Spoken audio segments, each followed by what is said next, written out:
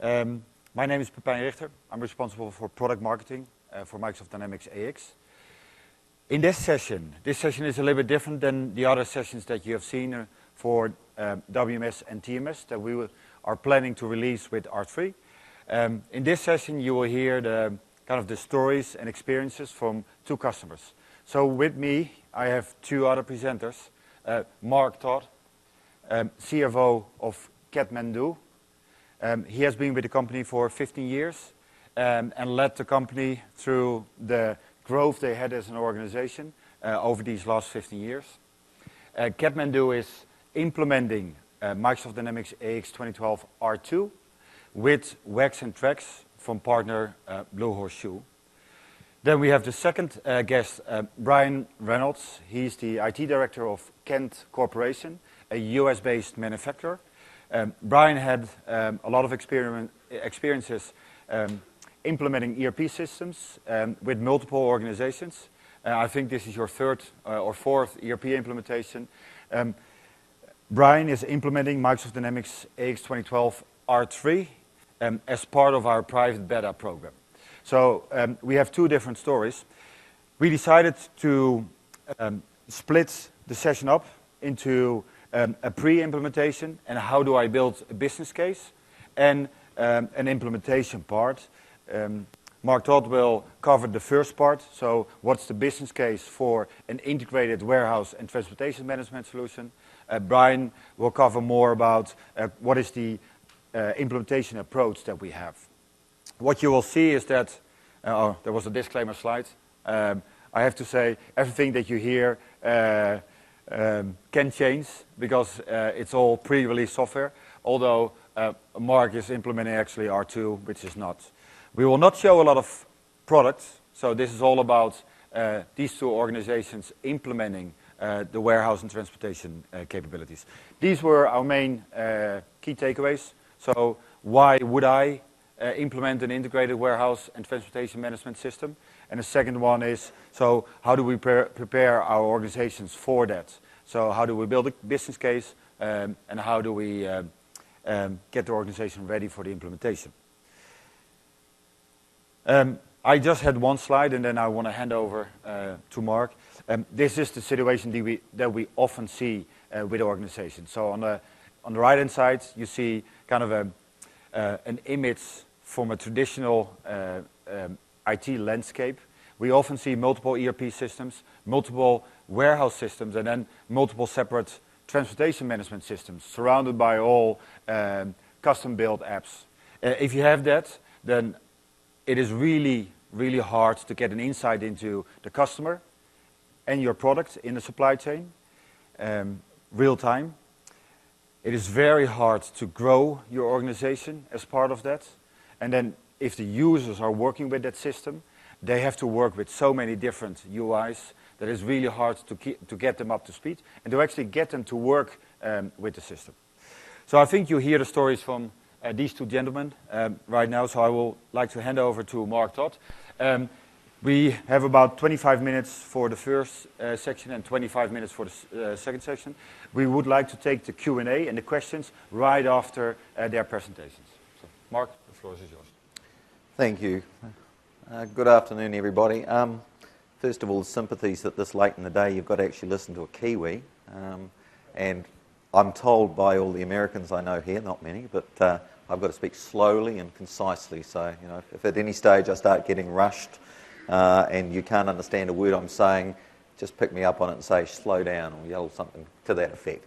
Anyway, look, my perspective is given as an executive leader of a business that's grown 20 times in the 15 years I've been there. Kathmandu, when I joined the business, was a 9-store, $18 million turnover business owned by a quirky entrepreneurial owner, and now is a $400 million turnover business. It's got 140 stores. It's a vertically integrated retailer that operates in 3 countries, and it's listed as one of the top 200 companies on the Australian Stock Exchange and the top 50 companies on the New Zealand Stock Exchange. And it's pretty unusual, I guess, to be able to give a perspective as the third longest serving employee who basically started out in this wee little company and has gone through entrepreneurial ownership, private equity ownership, and now as a listed company. I guess in the end, we're clearly a vertically integrated retailer. We see ourselves primarily as a brand. The point, I guess, one of the first points I'd make in terms of this particular topic is we operate with the one brand and the one product, but we don't operate in a uniform sort of manner. We've got 140 stores that are shaped between 180 square metres and 1,300 square metres. No two stores are alike. No two stores are alike. And we operate across all of the Australian continent, which, as you know, is just as big as the USA. So all of those logistical issues you have in the USA apply equally well in the Australian market. We're a business that at the same time also is aggressively wanting to expand in a global sense and use effectively the online channel, which didn't even exist 15 years ago, for us to take the business further.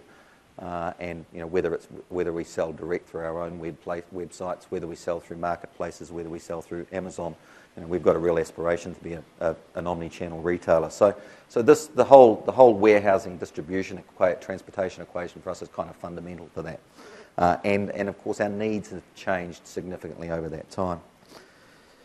Kathmandu's, if you talk about Kathmandu's challenges, really, we have been a business that's never been able to be proactive in its planning for stock and stock management.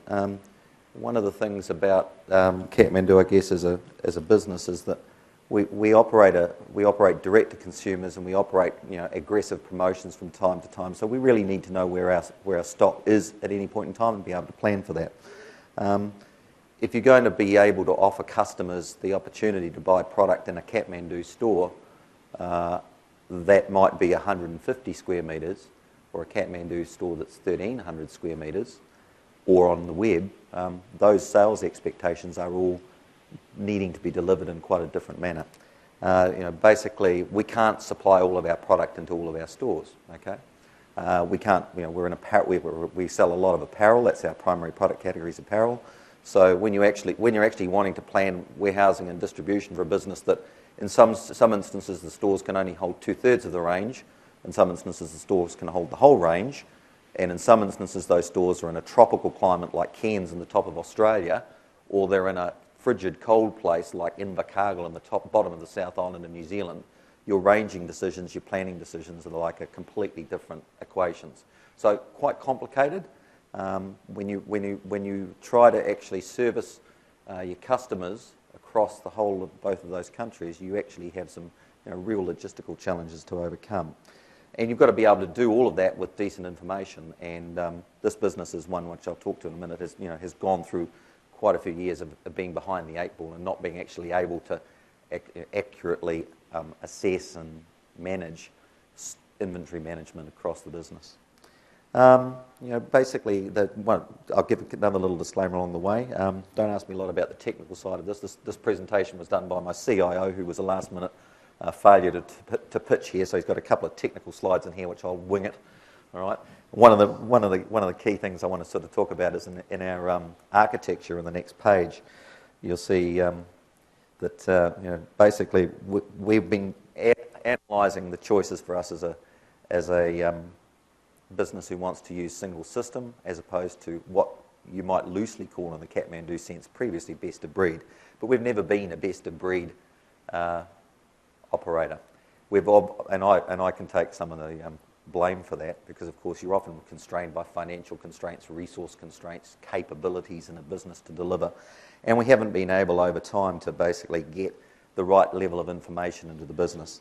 And information from our perspective has been critical when it comes to areas like product planning, demand planning and forecasting. And yet when you've actually got a bit of a mishmash, as we've had in the past around multiple systems, what we've had to do is make do and have people operating our business in silos, a very common phrase many of you will hear, where individual people in the product team basically will be talking about one version of what the product portfolio looks like.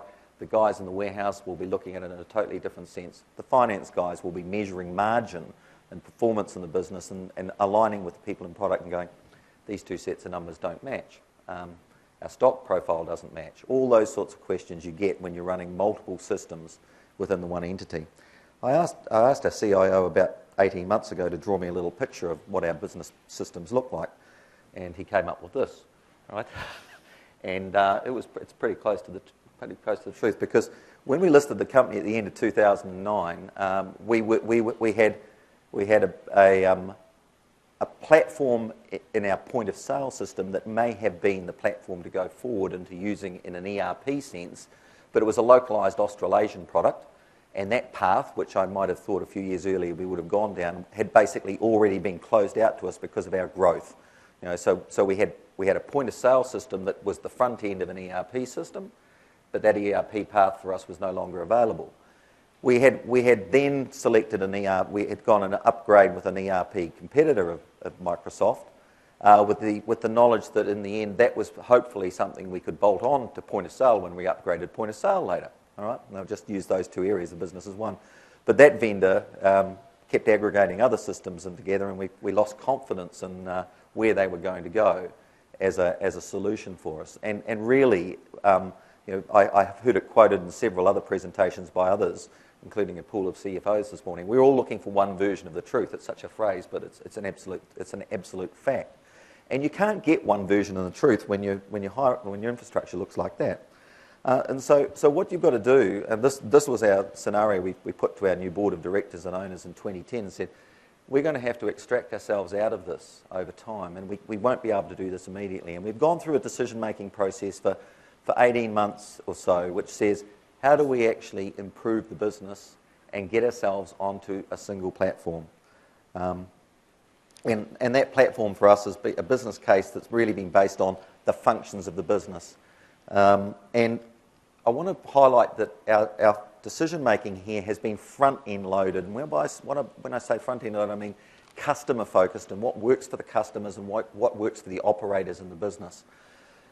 I've listened to some presentations where you can see the implementations have been driven by my role, being driven by my role, and the finance requirements come first, and the operators across the business have to deal with that second. Well, that hasn't been the approach in the Kathmandu space, because I come back to a little bit about the fact of their structure.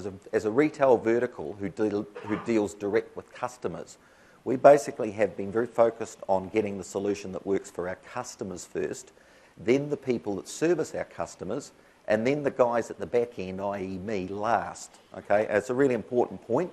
When we talk about people's workloads in the business, we've been basically rolling out or going through a rollout of applications with the front end of the business first. Okay, and part of that, when we sort of say front end for us means the people who forecast the demand, the people that operate in our stores and sell product, the people who run our distribution facilities, and we've had to look at over time what has been the appropriate path for us from a technology platform perspective that will help us, and that's led us, I mean, particularly as a retailer, and I think, to be honest, a lot of people in this conference are probably wholesalers, distributors, manufacturers. You may have a slightly different slant, and you may have more options. But when you're a retailer who's looking for a customer-centric, direct-to-customer offer and needs to support a retail network, as I say, where basically the next point of contact is the customer direct, that has in our space and our decision-making been limited our choices in a positive way to some pretty obvious vendor choices, and that's probably why I'm standing up here today. Because even though we took quite a bit of time to come to those realizations, the traditional ERP choice, separated from a point-of-sale retail choice, is not a path that we wanted to take. We basically had already gone through years of integrating legacy systems together. The IT guys basically have sat up all night managing sales files and peak time of the years to get information from point of sale to go into the back end to create demand, to have the warehouse picking orders sitting there ready to operate the next morning. And as the business has grown, that has become more and more difficult. If you're doing flat file integrations overnight, you can only do it overnight.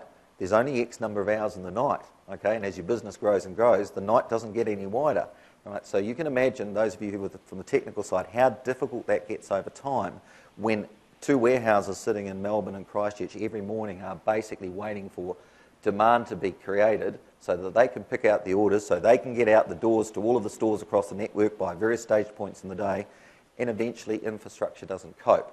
So, that whole, the business case need at the front end has driven a lot of this decision-making process.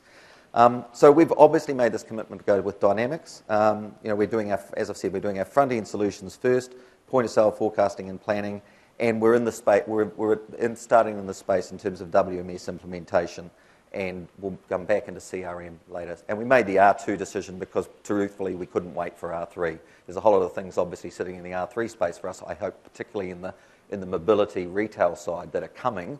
But we've got to actually get ourselves up to speed because we've been behind the 8 ball for too long. From an IT perspective, as I've talked before, clearly the guys are wanting to improve integrations. They want to resolve master data issues. And the one version of the truth aspect has been pretty important in that regard. The IT guys have always been the blockage. They've always been the blockage. It's not their fault. They're a really creative pool of people, but they haven't been able to deliver what they needed to in the timelines simply because of the platform they've been able to use. Basically, the business objectives I think are probably mainly talked to, but real-time stock availability is a real metric that a retailer has to have. If I use the example in the omni-channel world of the customer who will walk into our small store where we may have the style that they want, this shirt in a blue, but we may not have it in a black. What we want to be able to do as a retailer is say, that's fine. In the other store in Sydney, it's available to you there. We want you to either do one of three things. Either go down to that store, reserve it for you now, or we'll have it delivered from that store in Sydney to here and you can come back in and pick it up tomorrow, or where would you like, or we'll reserve it on the web and you can actually have it delivered to your home next day. All of those sort of functional requirements that are direct to customer, right, that's all about the world of omni-channel retailing. Nothing exciting relative to trucks and the like, I'm sorry, but transportation, but hell of an important from a stock management perspective and distribution capability. And all of those things at the same time help improve supply chain for us. I want to jump. I obviously pressed the button at one stage and jumped through the path. Oh, but Pepin, it's not on the slide. That's a shame. Why? Yeah, you've missed the slide. That's the most important slide. Yeah. So anyway, can't talk to the slide because it's not there. I basically had a slide with the end-to-end presentation of how our architectural plan was under Dynamics, but unfortunately, it's not up there. Hey. No, it's not, because the slide after the next one is Brian. So this is our last slide. So yeah. But I was going to talk for a few minutes about our vision for Dynamics, where our modules are, and talk about our various implementation partners and all of them there, but I can't easily picture it because it's not up on the screen. Anyway, he might be able to find it at the end, and I'd like to come back to it. But regardless of that, for the time being, I'll just talk about the last parts. There it is. There's two slides actually. There's one there and there's another one further up. Is there another one further up? That one. Thank you. That should have been straight after Best of Breed. So I've been winging it since then, so I haven't been doing too bad. Okay.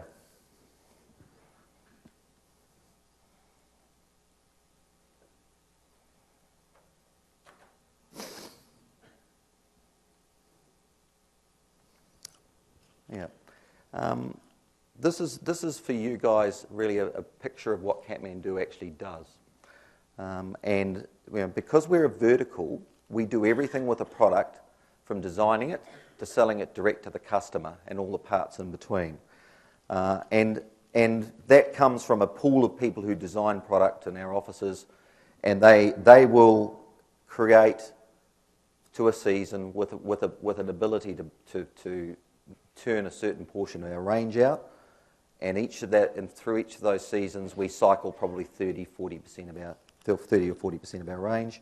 They design it, it gets planned, it gets sourced, purchased from manufacturers.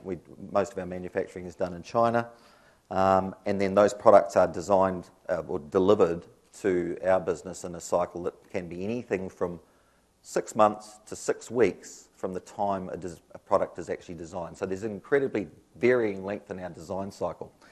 The picture I'm trying to give to you here basically is we've recognised in our complete product design cycle where we need the capabilities that Dynamics can deliver for us now, and where we will continue to deliver those capabilities outside with the thought that they'll come into us later. So for instance, product lifecycle management, we'll continue to do product lifecycle management outside of Dynamics. We've got the capabilities to do that now. Tracking and delivering product from our manufacturers into our warehouses is done with the assistance today of our international freight agents, freight forwarders. Okay, so we use their tool. It's a tool in there called Lima, Logistics Information and Management Application. But we would see ourselves over time, assuming as the Dynamics product grows, that we will use we'll continue to use the modules that are be available in the WMS and transportation space to help us in that there. We've focused, as I said earlier on doing the modules that are all around the front end first, and the financials and the middle sort of stuff second. So we've already done a lot of work with Just Enough on assortment and range planning and for merchandise forecasting and planning. The areas in the middle of that slide are the ones in red where the most amount of change is going on in the business. And within core Dynamics, we'll put in financials in association with warehouse management. Right, so we sort of see ourselves as we've aligned this whole planning process to our product development to sale process. It's all around what happens to a product from the time we create it to the time it goes to the customer, and what are the best applications to use in those various stages along the way. And clearly, Core Dynamics provides some of those. Our key ISVs, Sable and Blue Horseshoe, are providing the rest. But it's all around basically simplifying integrations, enabling ourselves to have one set of master data that we manage just within the application, as opposed to the mishmash that we had before. And from an IT perspective, that's an absolute critical. Okay, I've got to jump back a bit now, sorry. So in the context of what we're doing and how we're doing it, we're at the back end of the world, okay? We're in Christchurch, South Island, New Zealand, about as far away from you guys as you can be. So we've got to be leveraging off our key ISVs. We've got to be leveraging off Microsoft's capabilities, and we want to be honest, led to some extent, okay? But where we actually see ourselves as leading others is an area like retail mobility, because we can see added value that we can add to Microsoft, and Microsoft can give a whole lot of advantages to us. So we really see this as a partnership right from the very beginning. This particular business, Kathmandu as a business, is a very successful, profitable retailer, and it reinvests a lot of money in its application year on year. So it's really, this sort of initiative is strongly supported by the key executives, myself being one of them. So the point about that is, for the guys who are actually trying to make this pitch, you've got to get a senior executive in your company to look at it big picture, not in their own little narrow area, and understand the whole of business opportunity that exists. Right? That's absolutely critical. You can have a guy, and the CFO might think it's a wonderful idea. The sales and ops, the marketing manager might think they're wonderful ideas. They've all got to work together, right? And it will be an area of significant change for us. But the business case to our board of directors was an absolute no-brainer when presented in unanimity by the CEO quietly, the CFO and the CIO vocally. So as long as you're singing off that, I think the phrase we use is off the same hymn sheet, then you won't fail to get your plan off the ground. So I'm sorry I had to sort of jump around, but this is my last slide. Basically, this is what we've done to date, and we are really in a 3 financial year window or 3-year window. 2014 is all around warehouse management and financials. Point of sale we're putting in now.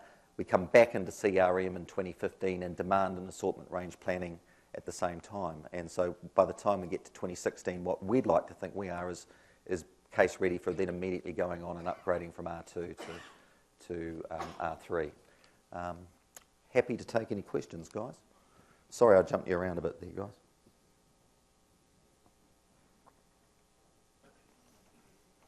And obviously the Kiwi accent confused everybody. Good. All right. Thanks, people.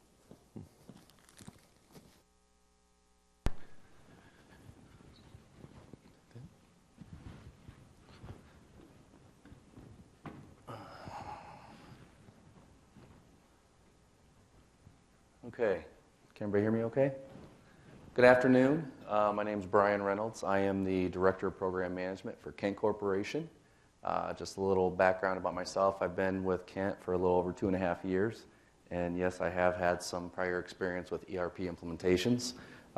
They've been really in the realm of PeopleSoft, a little bit of experience with SAP, and a little bit of background why I say that is because it'll maybe give a little bit of insight into maybe why we're going with the approach that we're going, because in the previous deployments that we had, we did use somewhat of a best-of-breed approach before, and we're kind of switching to a different model now, to where we're really focused on trying to get everything into one single solution. So I'll touch about that. Just a little bit about Kent Corporation. It's a family-owned company. It has about 1,600 employees. It's based out of Muscatine, Iowa. And really there's Kent Corporation, which is the holding company, but there are 4 operating companies underneath of that. Each of them have different product offerings. The first one that we have is GPC, Grain Processing Company. Similar companies to those are like Cargill or ADM. It's a corn wet milling manufacturing company.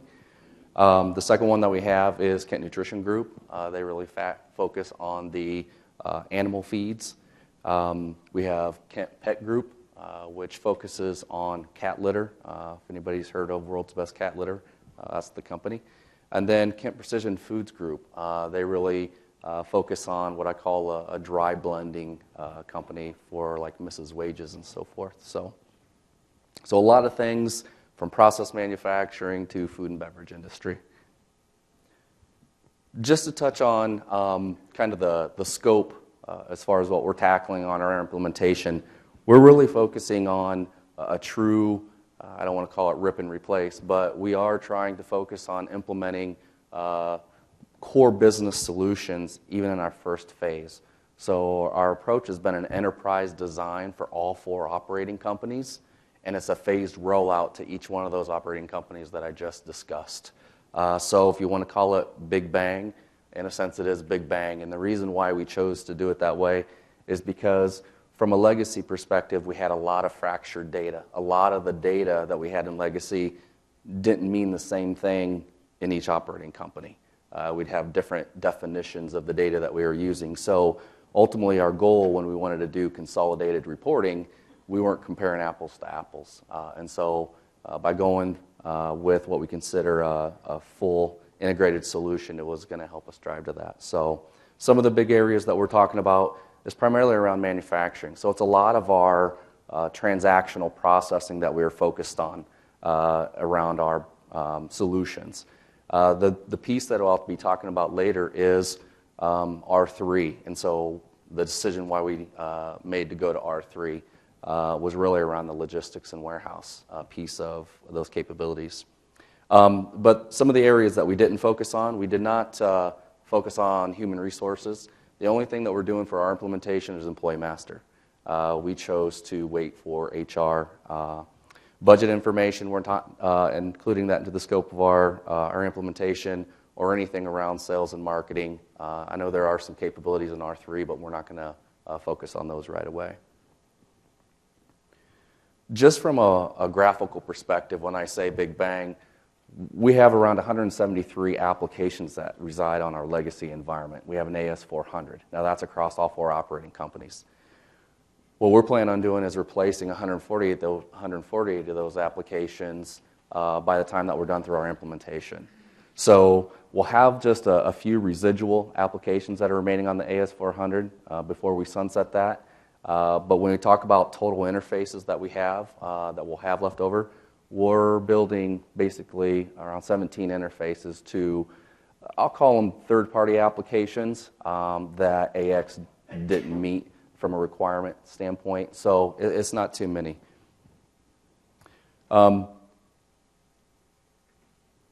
So like I said, our implementation approach, some people talk about implementing workloads or modules. We chose to do a full integrated suite because of the fact that we're implementing not only just software solution, but we're implementing business processes. Our project is actually called Business Process Redesign. It's not ERP implementation. And so the transformation that our business had to go through was not only the new tool, but we challenged them to say, let's rethink on how we're even doing our business processes. And that included several modules that were in AX. And so it's really focusing on your order to cash and procure to pay processes end to end and driving that visibility into, I have other responsibilities and how does my work affect people downstream. So that is the implementation approach that we did choose. Just from, I'll call this upgrades, but we had our project approved in roughly July of 2012. We went through the feasibility stage. When we selected Dynamics AX, we got approval to move forward. At that particular time in 2012, around July, AX 2012 was the available solution at that time. We had to buy, when we did our fit gap analysis, we had some gaps that we had to close with some other third-party solutions or ISV solutions. And so 2012 is what we actually procured at that time. Through the process and the life cycle of this project, R2 came out. And so we had to make a decision is, what do we want to do with R2? Some of the capabilities that came that we needed from a requirement standpoint was in the process industries. So we in GPC manufacture alcohol. That's beverage alcohol and also ethanol alcohol. And that is a continuous process. And so some of the capabilities we needed was potency and the continuous process capability in RX, and R2 delivered that. So what we chose to do is upgrade to R2. Well, one of the other gaps that we had was a transportation management solution and a mobile warehouse solution. We purchased two separate software solutions in order to fit those gaps. So we actually had to make a decision through about a year ago when Microsoft announced that they were going down the acquisition of a transportation management solution. We had just finalized the purchase of our transportation management solution. So when they said that in the keynote section, we were like, what? We wish we would have known that just 30 days prior. So, that was quite a thing that we had to evaluate as saying, do we stay with the solution that we purchased, or do we chalk that up as, an experience and upgrade to R3? Because there are some financial investment that we had that we're going to basically kind of throw away. So we did the analysis, and we worked with Microsoft a lot to determine, was AX 2012 R3 in the transportation management and warehouse space going to meet the requirements enough to where we felt comfortable walking away from that other solution? And it did. And I'll touch on some of the things that I think were advantages, and I think there's some things that are probably opportunities for those areas moving forward. But just from a rollout approach too, like I discussed, we started off with an enterprise design. So we did a planning phase for a little over 12 months. And anybody who's implemented ERP implementations before, 12 months of just planning is a long time. There's a lot of money sitting on the table with nothing delivered yet. But we have the executive support. We told them that's the way that it was going to be, to expect it. So we managed those expectations up front. Now, the challenge that we had was making sure that the core team that we had on this project team focused as much on trying to standardize common business processes as much as we could for all 4 operating companies, and then only look for the requirements that they needed for each operating company that would break away from what we consider an enterprise design. So this is a pretty busy slide. I'm not going to go through everything. But I think the point that I want to touch on is after the enterprise design, we said, well, how are we going to break up the work now? Because we're not going to build everything and then not, test it till later. So what we did is we broke them up in builds. If anybody uses the term agile, sprints, whatever you may want to call it, we broke these things up in logical working groups. And the first ones we focused on were conversions. Conversions were probably the most complex for us because our data was just, we call it dirty. It was fractured. So we did a lot of cleanup in that. So basically the approach that we did is we broke up some of these things in builds, focused on our deployment sequence. So our first deployment that we have, you see the little red flag at the top. It's called KC and KPFG. That's for Kent Corporation, the holding company. And then we're also going to go live with Kent Precision Foods Group, which is the dry blending company, food and beverage. We felt that they were a really out-of-the-box good fit with AX 2012 without having to have a lot of customizations and interfaces. So we chose to start off with that operating company first. So basically all this graph is showing you is it's an enterprise design with really a phased rollout approach. And what we planned on doing was having around a 90-day stabilization before we cut over to the next operating company. Based off my experience, usually with the core team that we have, 90 days is usually an average stabilization period for the next operating company. The other thing that it does for us too, and the reason why it's a 10/1 go-live date for us, is it's the end of a fiscal year for us. So when you look at a cutover time frame, 10/1 was the most logical sense for us from a cutover perspective. In the lower left-hand corner, you look at functions. These are the main functions that we're actually going live with. We did do a common chart of accounts for all operating companies. So we are using the global address book. And so everything from a customer master, vendor master, and so forth is set up in the global master. And we release those to each operating company is how we set up. So from a technical perspective, we have one single instance of AX, and we have each one of these companies configured and set up on one instance is how we have this set up.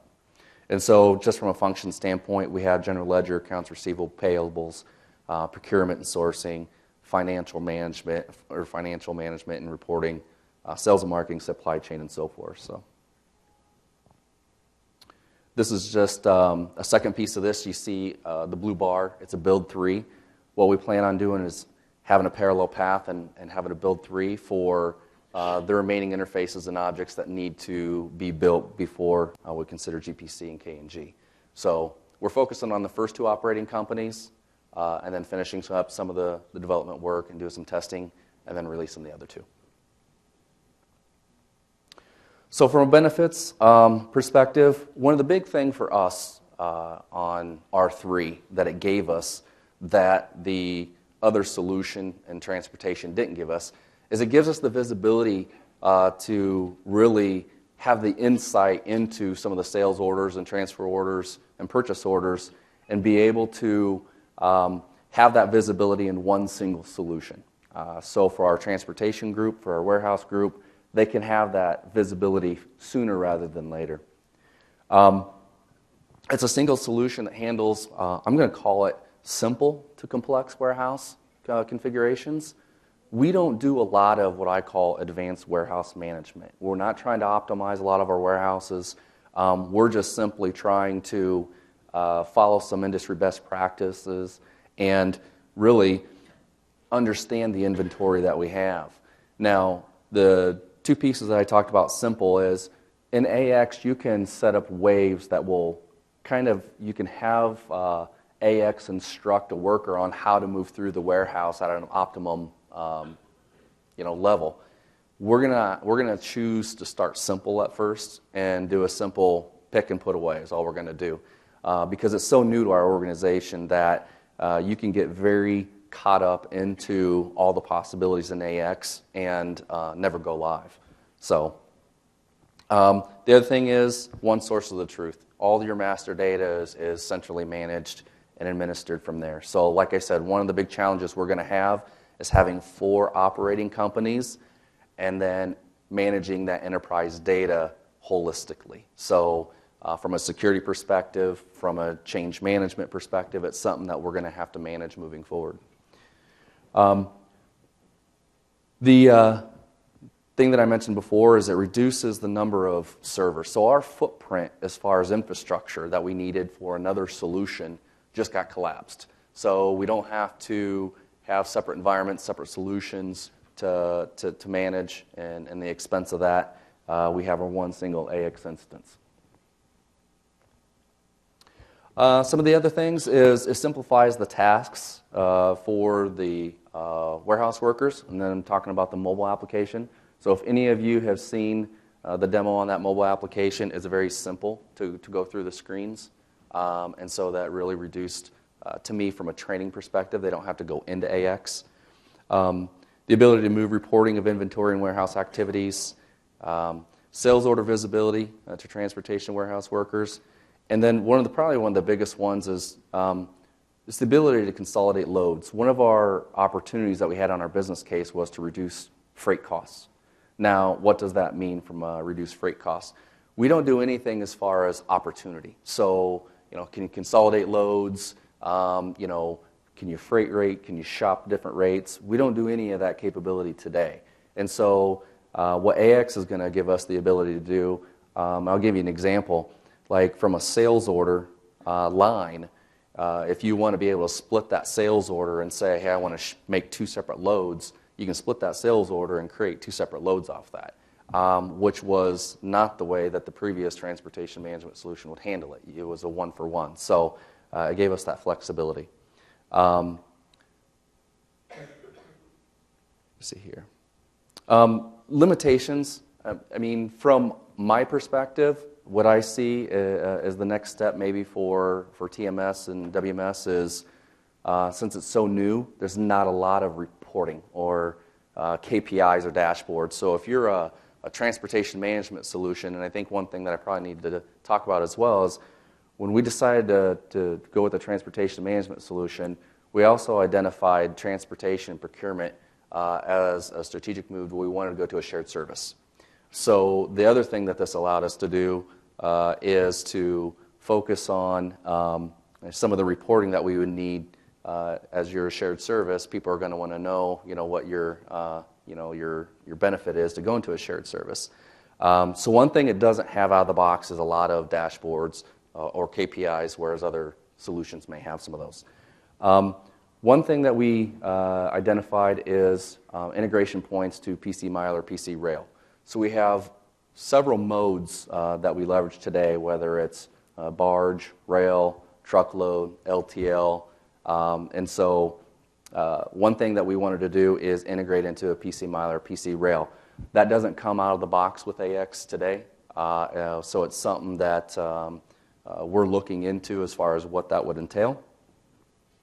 Another thing is for export, there is no integration points into, producing the right information to a software solution to do all your export documentation. So it doesn't exist today for that. Carrier claims are not supported, and I think the other thing is, there's no portal today. So if there's anything that you needed for a freight forwarder or anybody else, there's nothing as far as accessibility in that today. But for us, it wasn't a hard requirement for us. So our implementation team.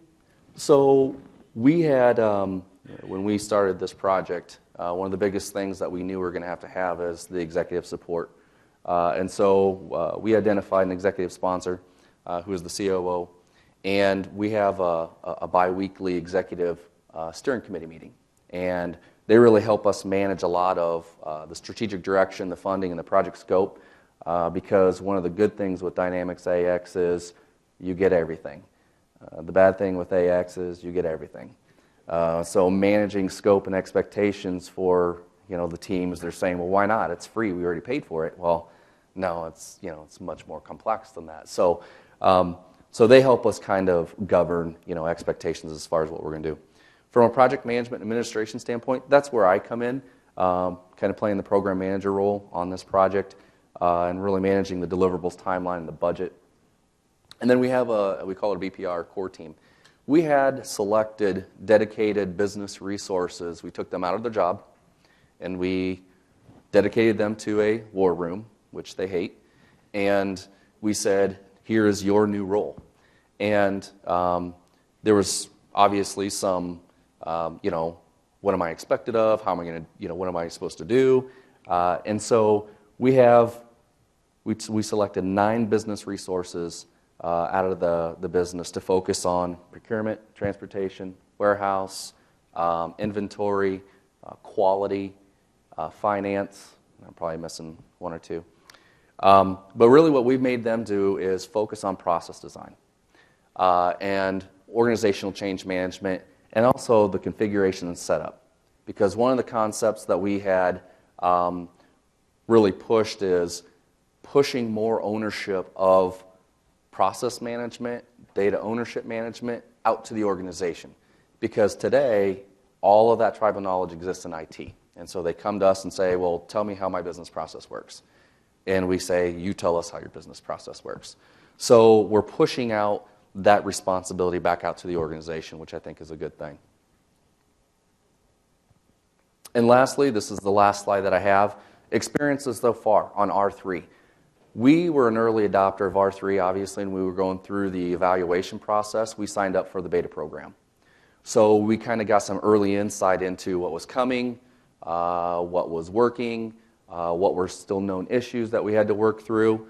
So one of the big learning experiences for us with the WMS and the TMS capabilities was there's just not a lot of knowledge out there in regards to configuration setup, for WMS and TMS. So what we had to do is really work through our partner and Microsoft together to really try to drive and find out what some of those answers are. Being part of a beta program is, obviously, there's still a lot of changes that are happening. So that's something that I would say is an experience as a lessons learned is going into this is there just is very limited information and knowledge out there right now. So like I said, the other thing is we're participating in a rapid deployment program. So knowing that we have an October 1 go-live date and we've made the decision on R3 and there's no release candidate product yet, the time's still clicking. And so in order to kind of reduce our risk and help us along, we're basically partnering up with Microsoft to help us through this implementation, through this last sprint. And I think the last thing that from an experience is with WMS and TMS being tightly integrated, there's a lot more configuration and data. I won't say a lot. It's something that we probably just didn't understand enough of, was what was the additional information needed for items. So, and I'll talk about like unit of measure, batch reservation, and sequencing. So there is some additional configuration and setup that we just didn't account for, that we had to kind of really go back and rethink about again. So, but like I said, that's kind of part of the whole learning process that we had to go through, and I think we've done a good job so far. So.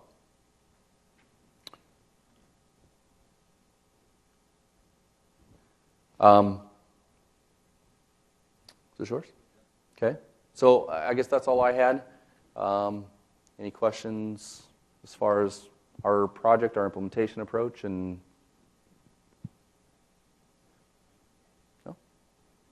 Okay. No questions? I know it's late, but I had a question for you. Okay.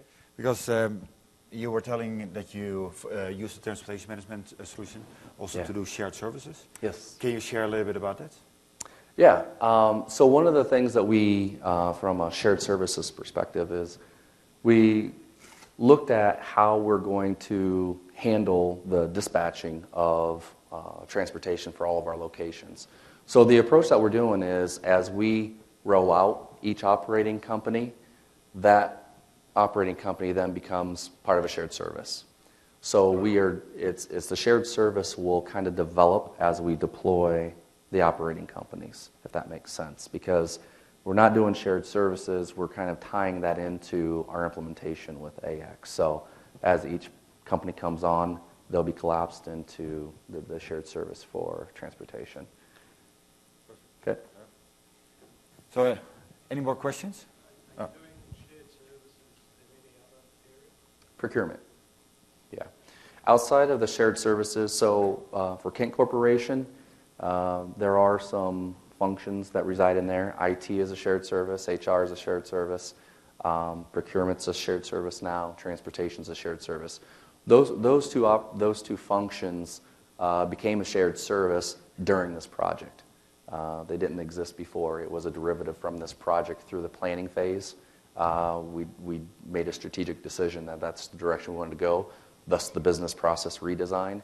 We said, hey, listen, there's an opportunity here. There's no reason why we can't provide those capabilities for these other companies.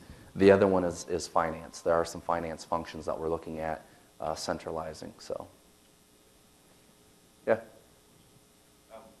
Your BPR team, Yeah. is a fantastic approach. And I've seen when companies have gone this way, this sort of added to the issues of usually less people business and get people involved. Is it full-time on guys or they go back and get involved? How do you handle the whole backfill? They ask the same question.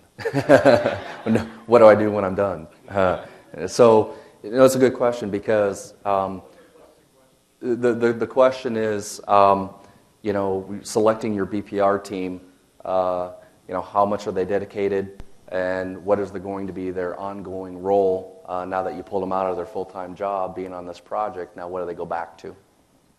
Was the question. So, what we found out from these resources, and the ironic thing was we picked resources from each operating company to give a flavor of everybody going into it with an enterprise design. Now, they had some challenges with it because, maybe knowledge in one company wasn't as deep as another. So there was some learning on there. They are 100% dedicated on the project team. Now, they get asked questions from their previous role, but they are fully dedicated to the team. They actually sit, like I said, in a war room, which they hate. And then going back to their jobs, I don't think that there's any decision made as far as going back to their jobs because some may go back, but I think the biggest thing that we have to think about is we've invested a lot of time into them knowing the product, the configuration. I see that team staying together as really your change advisory board, your CAD members to saying, you can't change that configuration setting because it's going to affect you down here. So I still see them playing an active role because this is only phase one of what we're going to do, and we have plans for additional functions moving forward. So I don't know if that answered your question, but they asked that same question as far as, well, do I go back to my old job or not? And we just tell them, well, they're working without you now. So There was a question over there as well. Can I add something to that too? Because our approach to this is specifically, we actually restructured a large portion of our project management function and capability to actually deal with that. We basically forced, the CIO and I forced a centralised project management office, which is under Grant, so my CIO, and all of our, because we had the divisions in the business wanting to create their own project management roles, and we couldn't afford to let that happen because we were going to drive change through that process and period. We had to have one centralised PMO. So what that enabled us to do is then allow effectively the central core of people to then say, this resource must come from here to this time, and if you don't like it, then you've got to lump it and talk to Mark or talk to Grant, and that's just the way it's got to be. So in the end, we've actually sort of, if you like, shoehorned some good people the next tier down in the business up into the teams. Okay, we just took a guy from the UK who's 2 level down, brought him over to New Zealand. He's doing a 6-month secondment in WMS.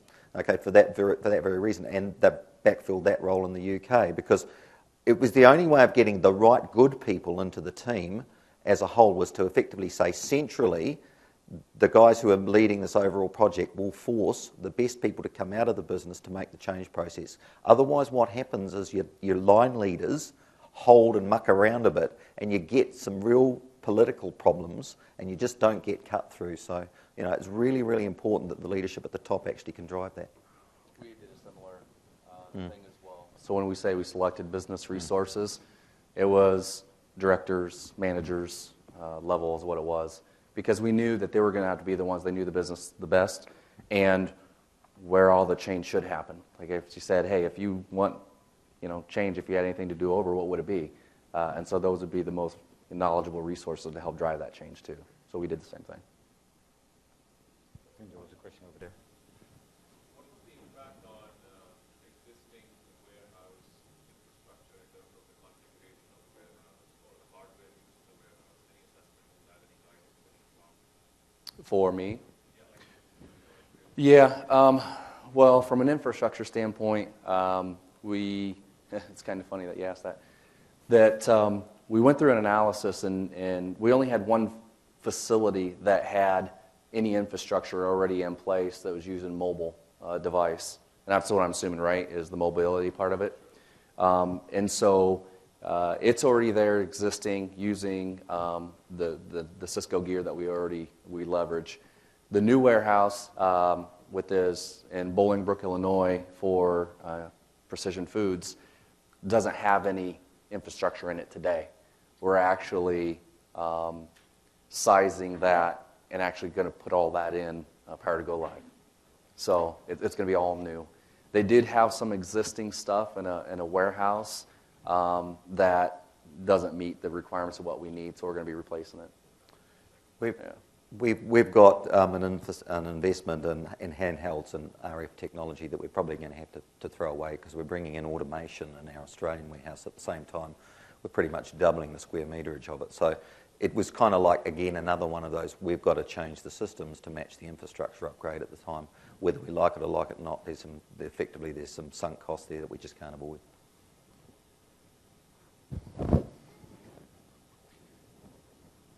Any more questions? There's one over there. So you mentioned about when you guys started, how did you guys start with the data? Yes. About what you mentioned, you guys have a lot of legacy dirty data. So can you share some of the experience or even tools that you guys have the collaboration, not just some kind of collaboration with the IT business, find all like first time all the data that you guys have, what's the conversion, what kind of rules that? That's correct, yeah. So what we chose to do is there's a tool that we were looking at prior was Atlas to do some of the data conversion to help us get the data into AX. At that time, before we purchased Atlas, Microsoft announced the DIXF tool that it was new, and we actually were an early adopter of that tool as well. So that's what we're actually using for our data conversion is DIXF.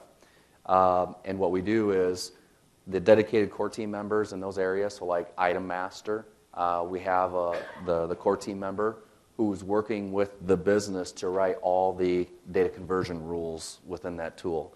So we'll create a functional specification based off of those rules, and we hand that conversion off to a developer who writes the technical spec before they start coding that conversion in DIXF.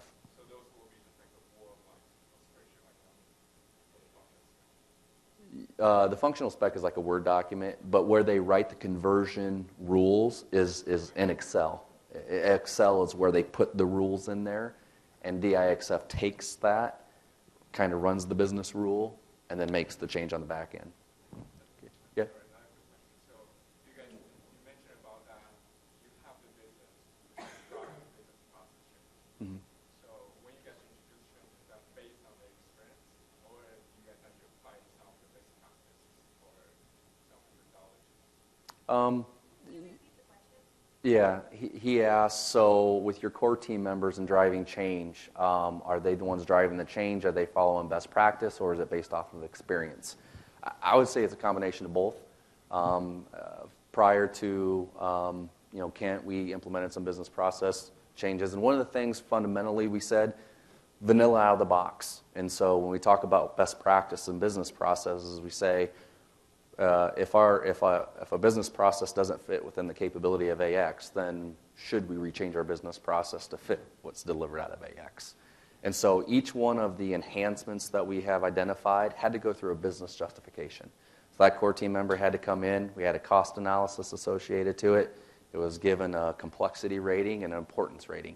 So something that was a critical must-have. Business won't function if we don't do it. And there was a cost associated to it. And they had to bring that up through the executive steering committee to gain approval for each one of those. If your ISVs, in our case, of course, because we're not necessarily out of the box in some of these areas, if your ISVs can't bring to the table critiquing of best business processes in some of those areas and effectively working for your executives as being the champions to make sure your team members further down the line get to best business processes, then to some extent your ISVs aren't doing their job. So, we're very much reliant upon that at the same time. And that's what you've got to do things like reference sites and all that sort of stuff for too. Okay. With that, I had one thing is that there's a lot of questions about training and documentation. Documentation is coming out closer to general availability around May.